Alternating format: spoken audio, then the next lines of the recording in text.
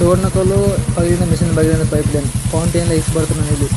డోర్నకల్ అనంత సీతానగర్లో సమీపంలో mission Bhagiratha pipeline gate valve పగిలిపోవడంతో భారీగా నీరు ఫౌంటైన్లో ఎగిసిపడుతోంది స్థానికులు అంటున్నారు.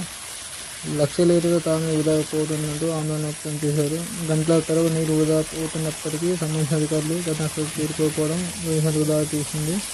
తక్షణమే అధికారులు స్పందించి నీటి లీకేజీని ఆపి బాధ్యత వహించాలని స్థానికులు డిమాండ్ చేస్తున్నారు.